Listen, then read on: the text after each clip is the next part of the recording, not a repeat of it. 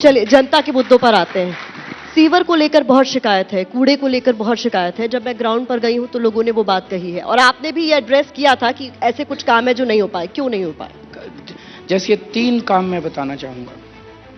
2020 में मैंने कहा था 24 घंटे पानी दे दूंगा, साफ पानी दे दूंगा, यमुना साफ कर दूंगा और दिल्ली की सड़कों को शानदार यूरोपियन स्टैंडर्ड का बना दूंगा। और भी कई सारी बातें कही थी, वो पूरी हो गई। ये 3 रह गई। ये 3 बहुत बड़े काम हैं। इसमें हमारी पूरी टीम की ज़रूरत है। मैं अकेला नहीं कर सकता। कुछ चीज़ें सत्येंद्र जैन के दिमाग में थी, कुछ मनीष जी के दिमाग में थी। तो पहले 2.5 साल कोरोना हो गया, उसके बाद पहले सत्येंद्र जी को जेल में डाल दिया, फिर उन्होंने मनीष सिसोदिया जी को जेल में डाल दिया, संजय सिंह को जेल में डाल दिया, मुझे जेल में। हमारी टीम बिखर गई, इसीलिए हम ये 3 बड़े काम नहीं कर पाए। ये मेरा सपना है दिल्ली के लिए और दिल्ली वालों के लिए, और ये दिल्ली वालों का भी सपना है कि साफ पानी आना चाहिए, 24 घंटे आना चाहिए, सड़कें साफ और सुंदर होनी चाहिए और यमुना साफ होनी चाहिए। हमारे पास विजन भी है, प्लान भी है, पैसा भी है। अगले 5 साल के अंदर इन तीनों कामों को कर देंगे। एक love and hate relationship LG के साथ भी दिल्ली के सीएम का रहा है, पुराना है और मुझे लगता है आगे भी जारी रहेगा। Sorry, love and hate relationship LG के साथ भी चलता रहता है, दिल्ली की सरकार का, सीएम का खासतौर।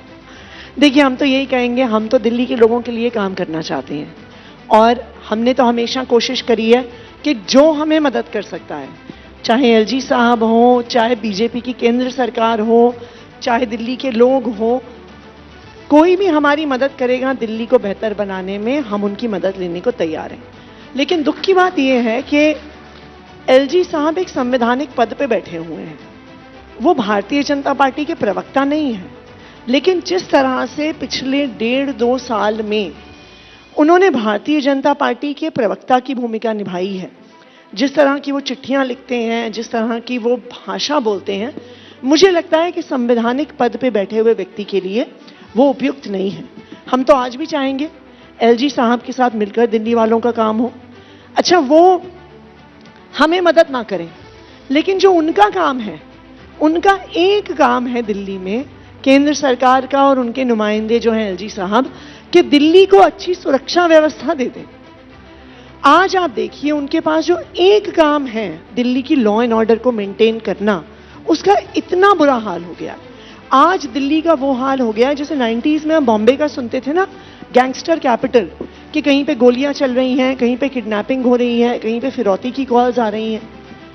तो आज ये मैटर, आज दिल्ली के लोग ये देख रहे हैं कि भारतीय जनता पार्टी के पास जो एक काम था दिल्ली के लोगों को सुरक्षा देना, उसका बुरी तरह से भट्टा बैठ गया है।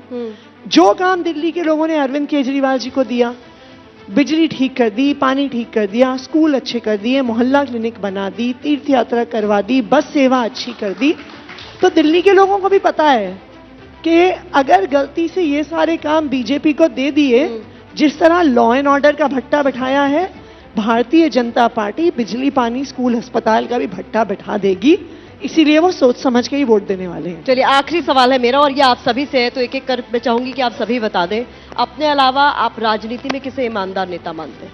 नहीं, ईमानदार नेता बहुत हैं। इधर आपके चैनल पे बैठ के मैं नाम गिनाना चालू करूं, ये सही नहीं है।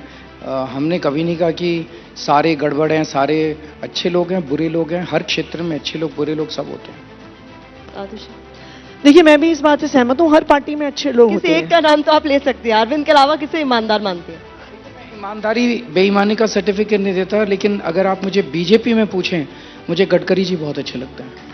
उन्होंने अच्छा काम किया है, उनके काम का और उनके व्यक्तित्व का मैं प्रशंसक हूँ।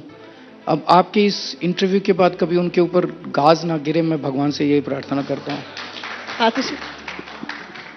बीजेपी के नेताओं में कोई भी नेता किसी भी पार्टी का हो सकता है, अरविंद के अलावा हमारी आप ईमानदार मानती हैं? हमारी पार्टी में, हमारी पार्टी के बाहर बता सकती हैं कोई? हमारी पार्टी में तो मैं सब नेताओं को ईमानदार मानती हूँ, ये तो सच्चाई है। आज भी आप देखिए, जब हम तीनों लोगों ने जब चुनाव के लिए, अपने चुनाव लड़ने के लिए क्राउड फंडिंग की कैंपेन की है, बीजेपी हम पे आरोप लगाती है कि जी ये तो मंत्री रहे, मुख्यमंत्री रहे, इन्हें पैसों की क्या जरूरत है।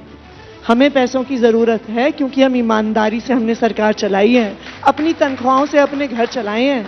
आप मुझसे पूछिए 40 लाख रुपए चुनाव लड़ने के लिए तो मेरे पास तो नहीं है, मनीष जी के पास भी नहीं है, सत्येंद्र जी के पास भी ठीक नहीं है। आखिर में जल्दी से मनीष जी, आपकी नजर में कौन है ईमानदार नेता, और सत्येंद्र जैन जी आप? देखिए, मेरी नज़र में मैं किसको सर्टिफिकेट दूं वो महत्वपूर्ण नहीं है। महत्वपूर्ण ये कि जनता किसको ईमानदार मानती है, और जनता में आप चले जाइए। हम यहाँ बहस कर सकते हैं कि फलाने के पास फलाना नहीं है, फलाने ने इतने मकान बना रखे हैं, उसने दुबई में होटल खोल रखा है, नहीं खोल रखा है। जनता को ये भी पता होता है कि इसकी वाइफ के भतीजे के नाम कौन सा फ्लैट है, जनता को वो भी पता होता है। ठीक है सर, आखिर में मुझे पता है आप लोग की प्रेस कॉन्फ्रेंस से आपको निकलना। ऐसा है, जिसका भी हम नाम ले देंगे ना, उसके पीछे सीबीआई ईडी कल से पड़ जाएगी, तो इसलिए है तो बहुत सारे। ठीक है, अब एक का नाम अरविंद जी ने लिया है, अब मैं तो दुआ करूंगा किसी और का नाम हम ना ले तो अच्छा है।